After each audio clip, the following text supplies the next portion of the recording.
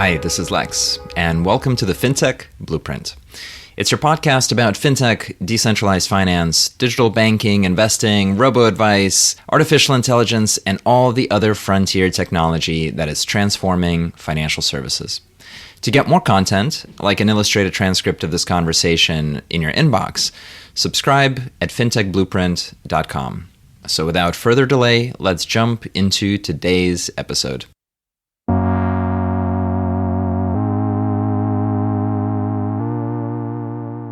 Hi, everybody, and welcome to today's conversation. We are lucky to have with us David Beiner, who's the CEO and founder at Hume.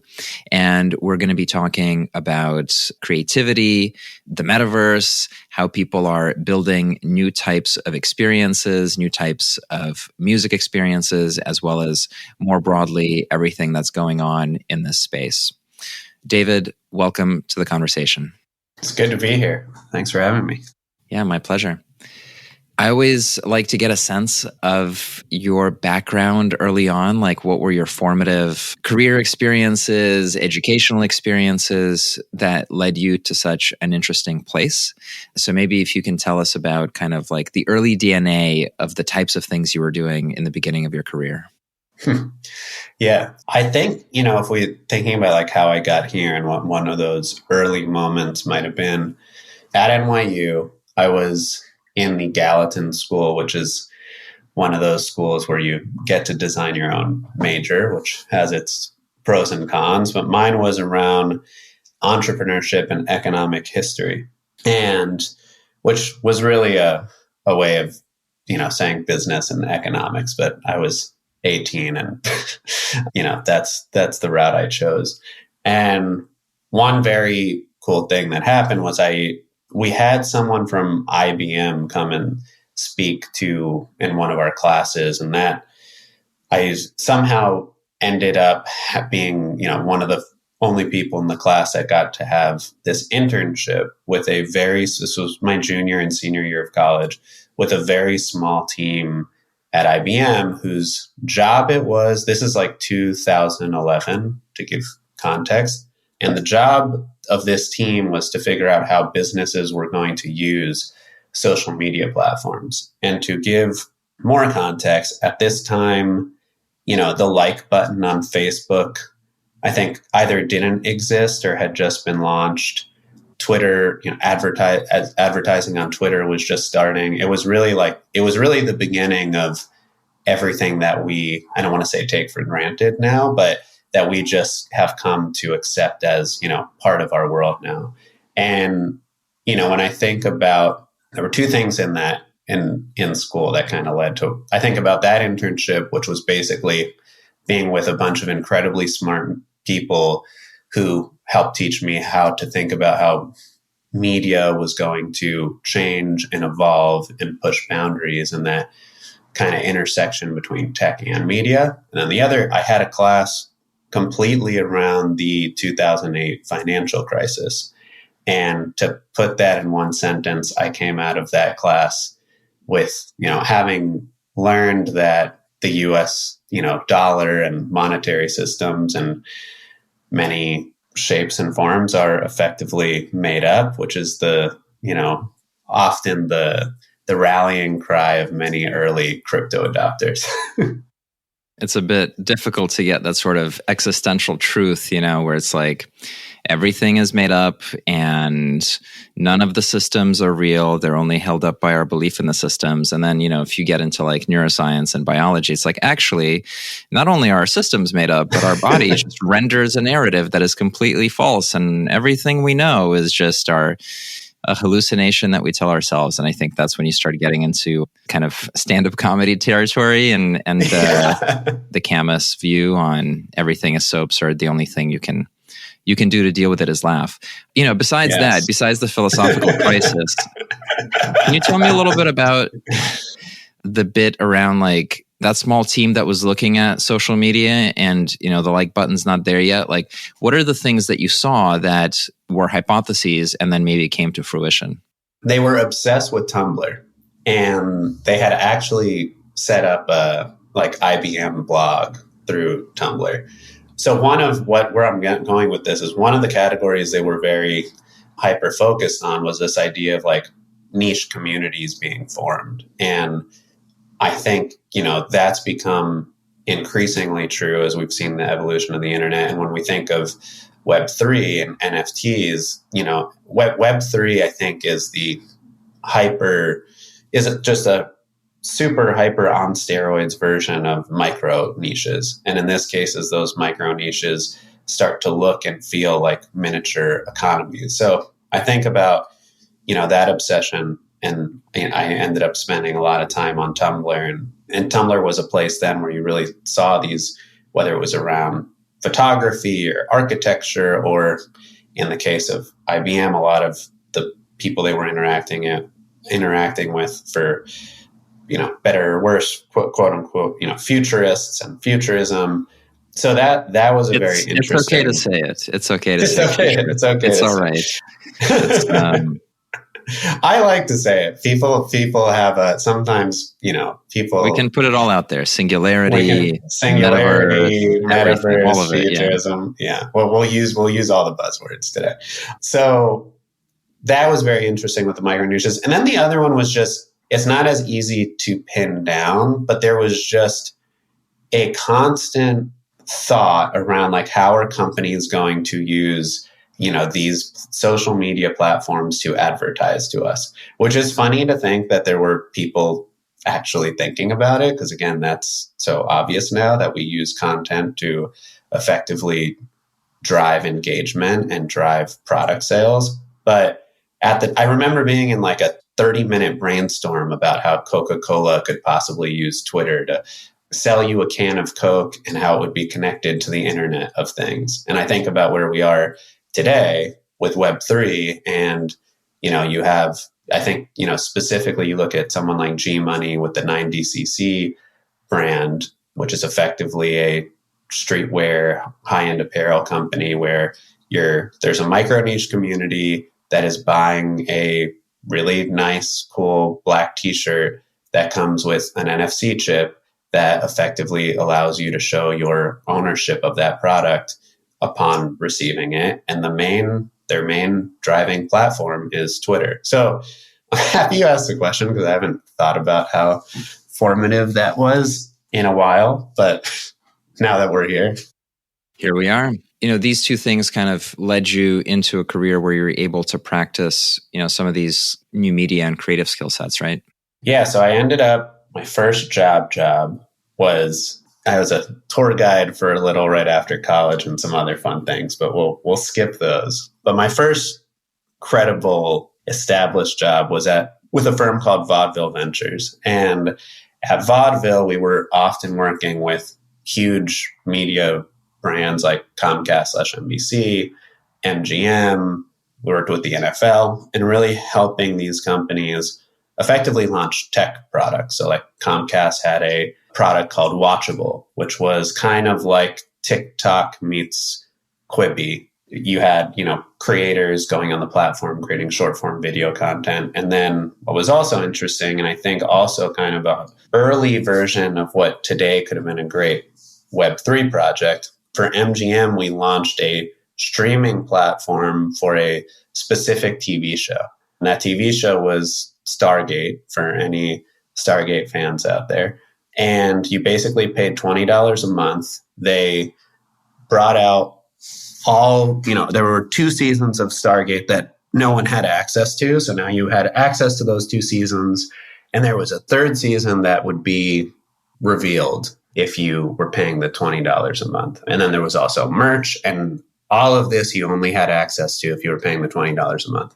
And I often think about that project and how if it was a Web3 NFT project that came out in, October of 2021, where if you bought a Stargate PFP, you were going to get access to all this content plus an exclusive merch drop. I think that could have been quite successful, but we didn't have Web3 yet. So I was doing that, and I guess the next question might be, so when did the crypto part start? How did that sneak into your experience? To go back, when I was taking that class about the financial crisis, I obviously at some point came across Bitcoin. I think in like 2014 with, I was like, I've got $500 to do whatever I want with. I bought one Bitcoin. And then I really didn't know what had happened to Bitcoin. I didn't really track it. And then somewhere around late 2016, I had been working for a little bit and I was like, I should, invest some money properly. And properly for me meant looking up what had happened in the world of cryptocurrency. And I came across Ethereum and I, was obviously fascinated that there was not just a currency, but there was a network that would allow you to build applications on top of it. And that this wasn't just about transferring money, it was about transferring value. And that value could come in the form of, non-fungible tokens, which could be digital objects, everything from a virtual piece of clothing to a virtual record. And shortly after early 2017, I, along with two other friends, one with more of a finance background and one with a computer science background who now works over at Off-Chain Labs, which is the company behind the L2 Arbitrum, we started Abacus, which was basically a research and consulting company. And from 2017 to 2019, we read a lot, we wrote a lot, and we worked with, some smaller wealth management firms and companies to basically try and explain crypto to them. By 2019, not that many people were interested anymore. So that was when I, started to take Hume more seriously. We did say the words new media, which I think satisfies what futurists would want to hear. Now we're transitioning to the metaverse. Tell us about kind of your discovery, your starting Hume, what Hume is, and then maybe some of the early things you were seeing with NFTs.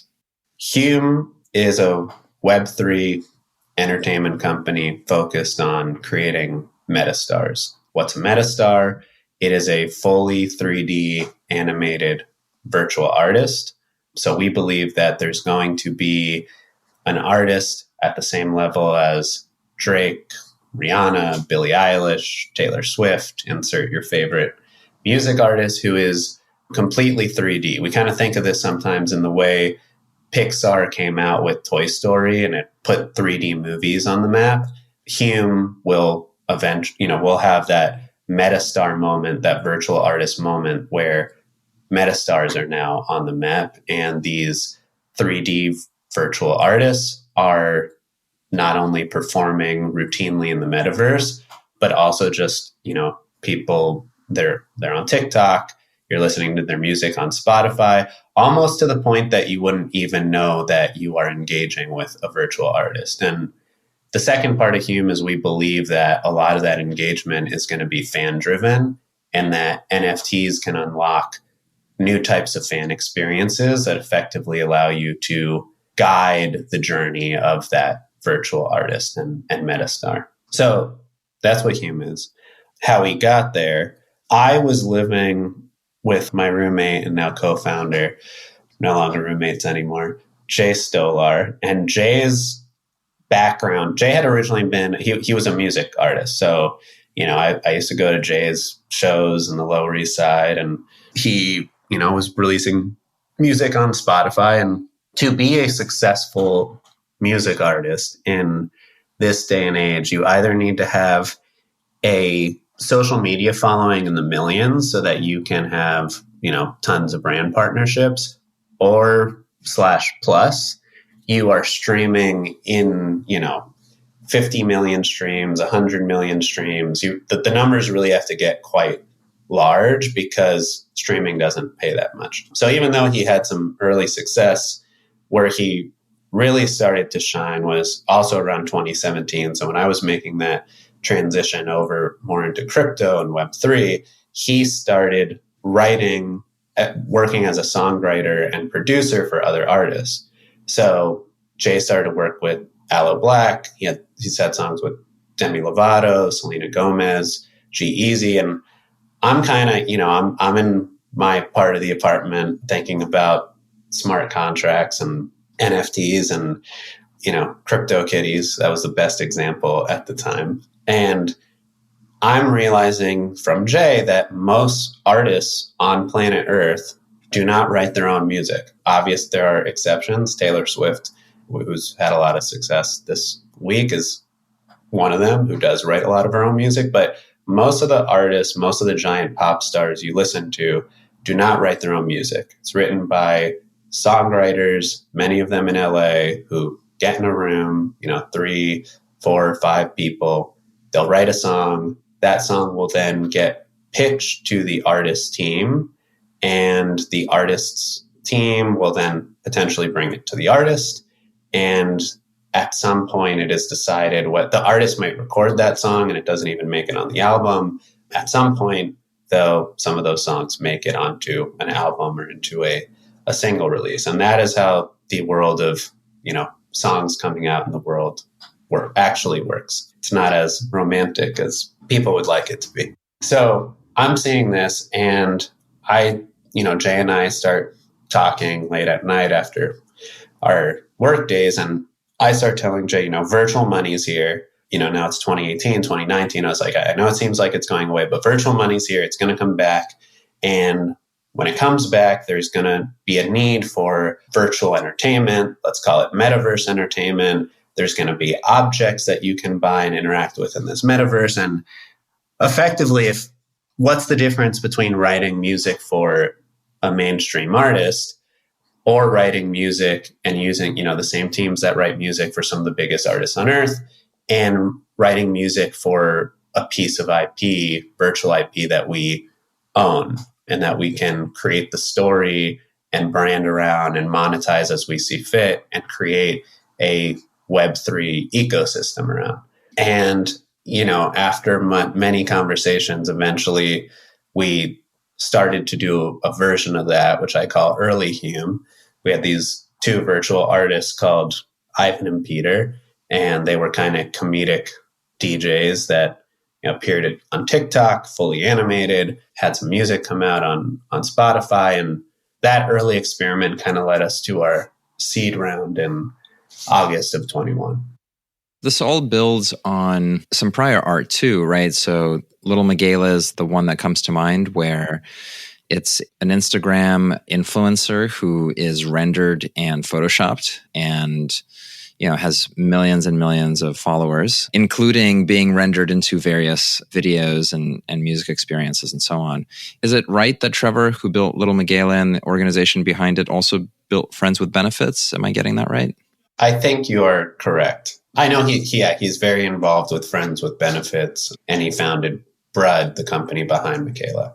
Again, I don't know if this is right or not, but like in Japanese pop culture, it's Hatsune. Yeah, it's not uncommon to have bands that are fully rendered.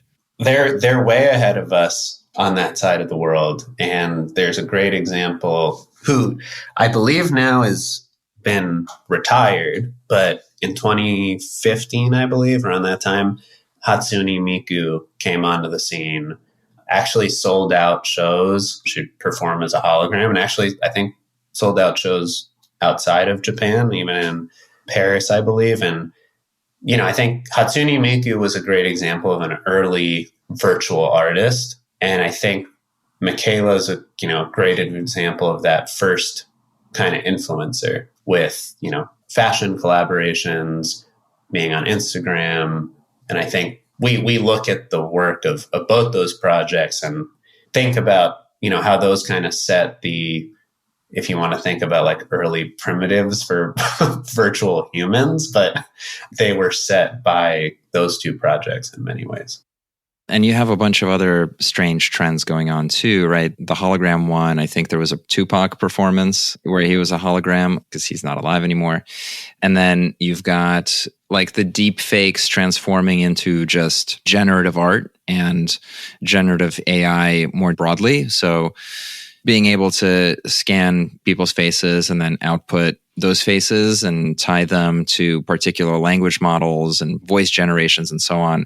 There's a fantastic company that makes avatars of fake people for like business settings.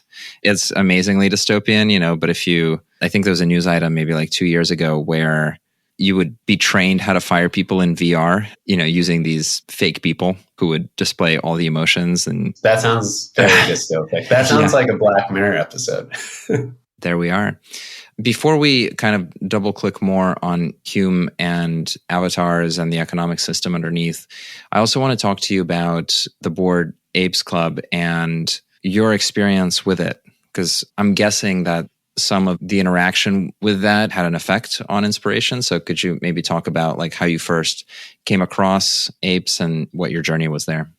So when we were raising the seed round and we met G Money, and G Money, founder of 9DCC and Admit One, and was a very early investor in Hume, but he talked to me a bunch about CryptoPunks.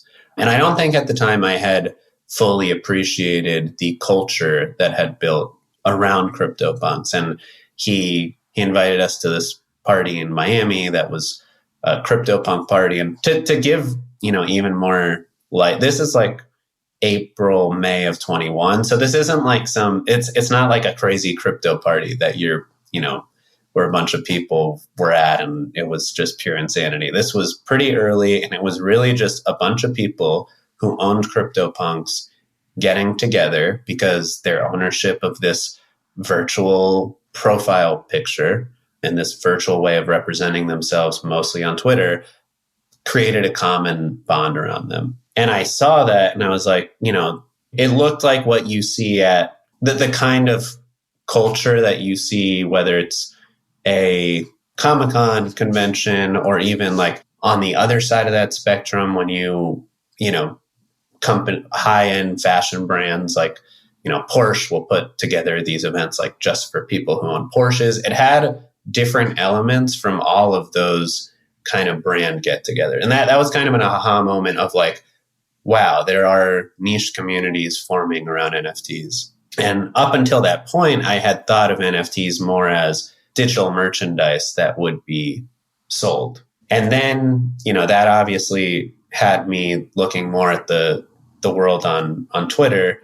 And I don't know if it was, I'll say it was luck. It was like 1 a.m. and I saw people on Twitter talking about Bored Apes, and I went and looked at it and I got one. But the main reason I got one actually was, I had now witnessed this kind of like niche community that could form around a PFP.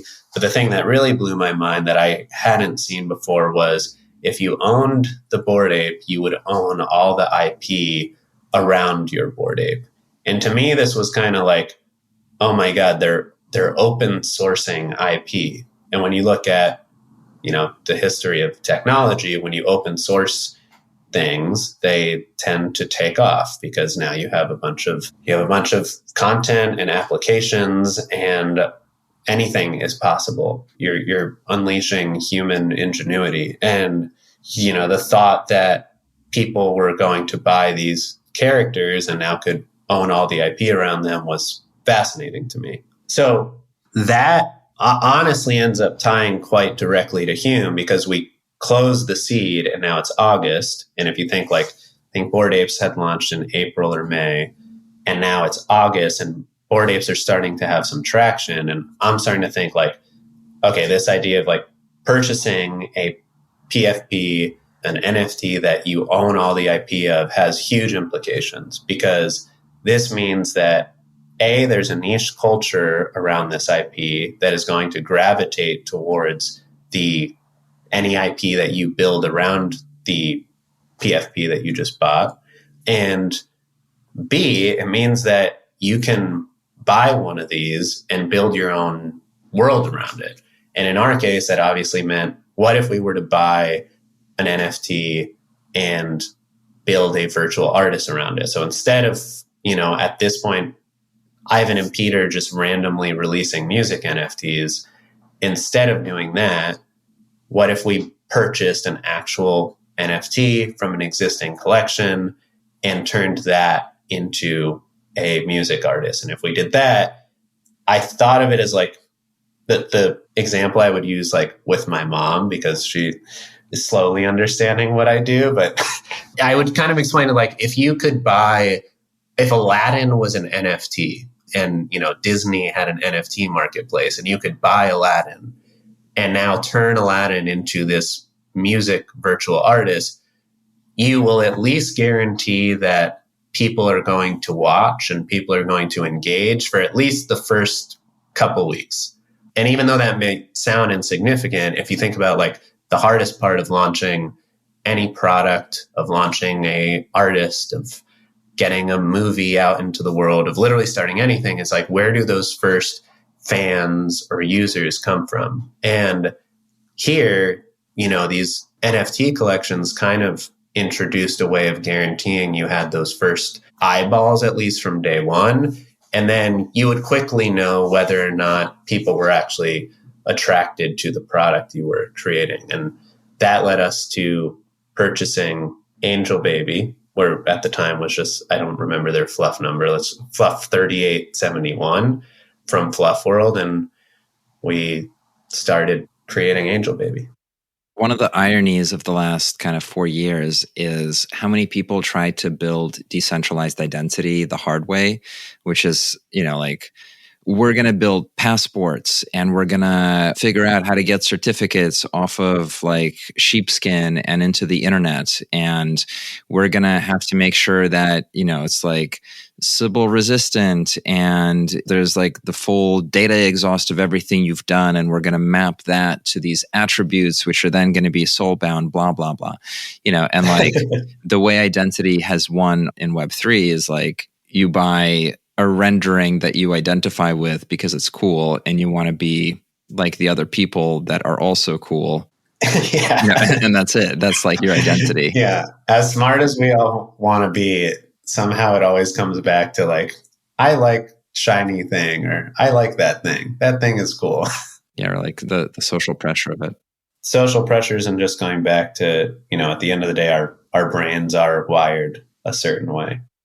I think that that's a good kind of container for the ideas around avatars, community, tribes, and things of that nature. Can you talk a little bit about the economics of what you're doing implies? Like, what are the new things here in terms of economic possibilities?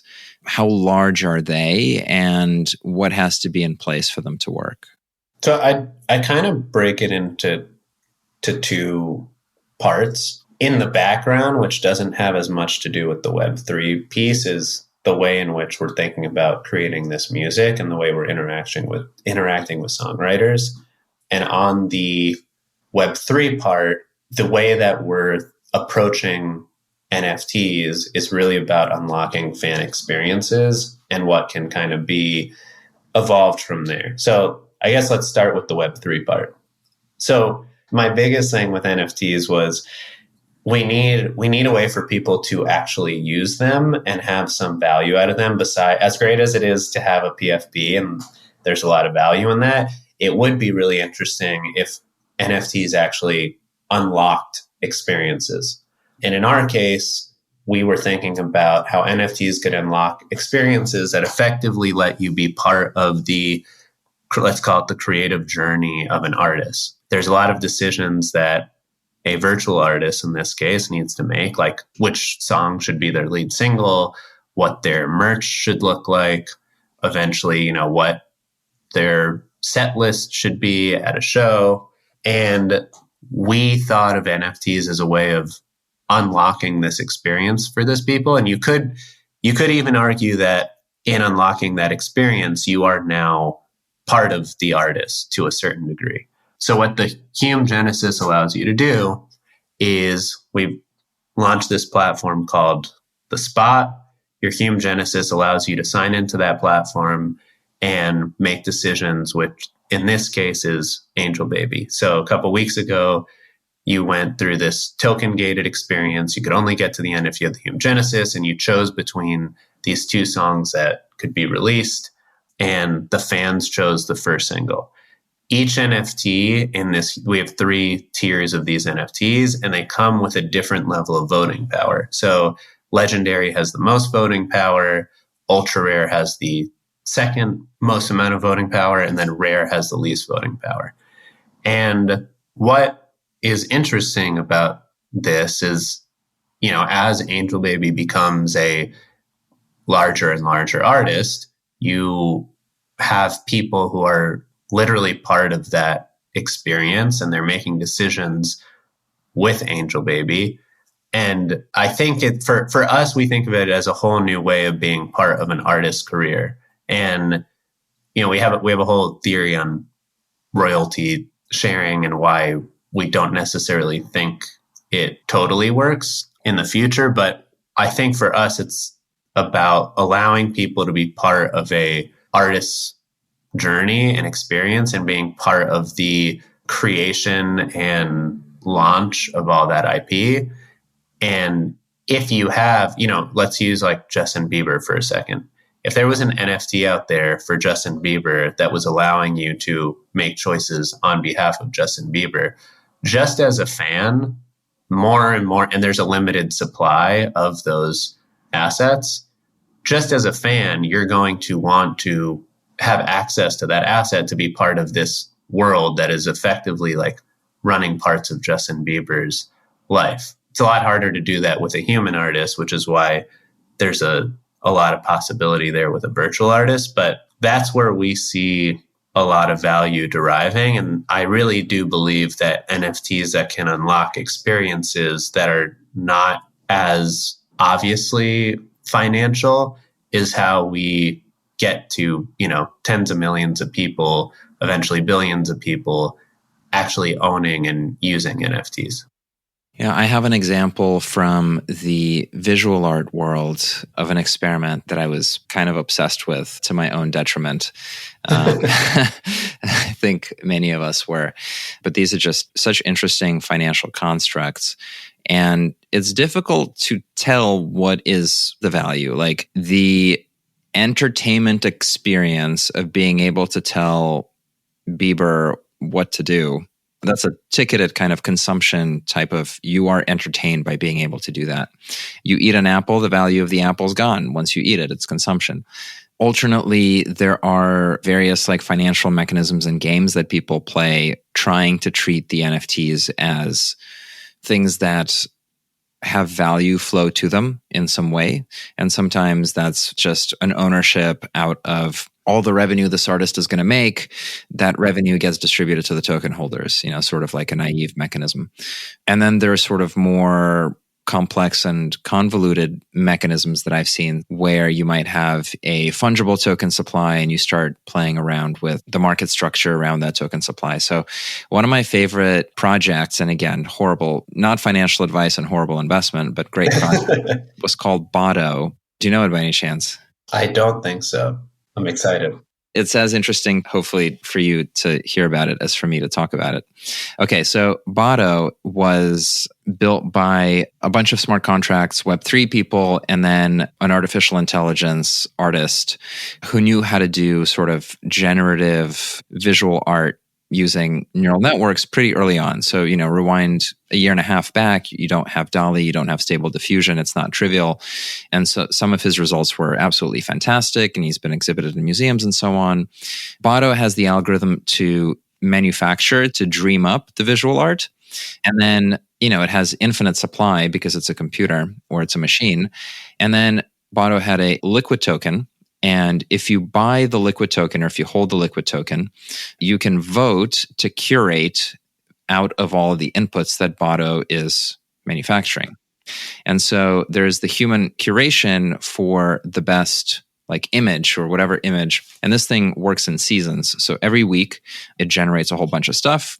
And then the human curation layer, based on ownership of the token and the governance therefore, selects the different like art pieces, and the top selected art piece kind of wins. And that becomes minted as an NFT by the system for that week. Now, that NFT is then auctioned off on a market venue. So something like, I think they were using Foundation at the time. And the first one went for 300,000, something like that. the second one went for substantially less and less and less because of how, the math works. And then once you sell that NFT, right, the artist and the human have created these objects. They're sold. They generate value. That value flows back to the treasury of Bado, the autonomous artist. And then the treasury uses that cash to buy back on the open market the fungible token of Bado itself. So if you select good art, the correct loop is that the art will be valuable, and then therefore the value of the token goes up because of the buyback, taking the external currency and reducing your token supply, buying it into your treasury and burning it. So it sounds fantastic. The art was awesome. All the mechanics were great. The problem is order of magnitude. The market cap went to something like 50 million because it also had these staking and kind of like liquidity farming dynamics early on. So you were encouraged to get a lot of the tokens to put liquidity into a Uniswap pool so that you could trade this thing back and forth because you need it to support the overall program. Then there was like rewards if you participated in different ways.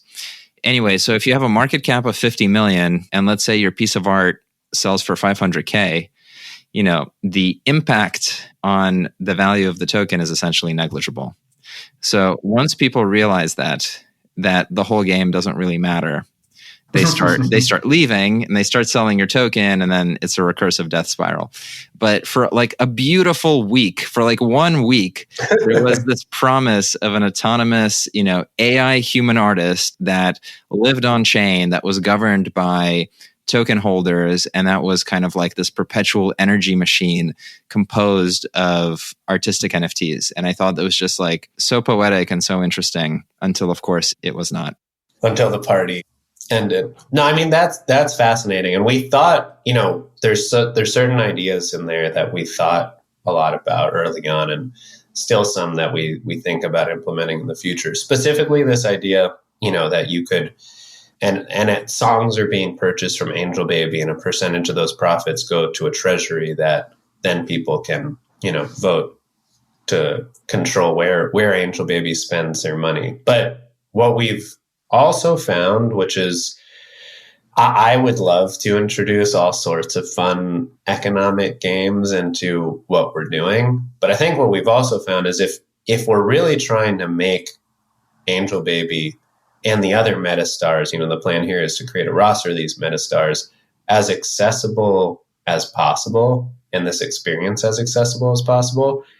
It really needs to be something that you can explain to to your mom or dad, and to a 16-year-old, 17-year-old that doesn't necessarily know anything about crypto, but maybe maybe has played a lot of video games in their life.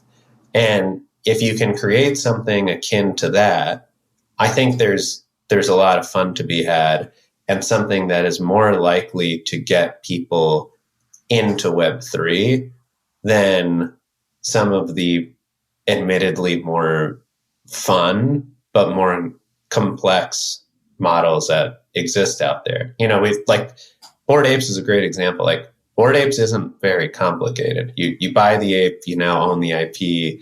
You can use it on Twitter, and the economic value there. I still think that the importance of owning that IP is more valuable than people give credit for, because what's happening there is, obviously, as other people are monetizing that IP, you now own a part of that collection. And I think that's something that more people can inherently grasp, especially since most NFTs right now at their core are, or at least the mega popular ones, are media.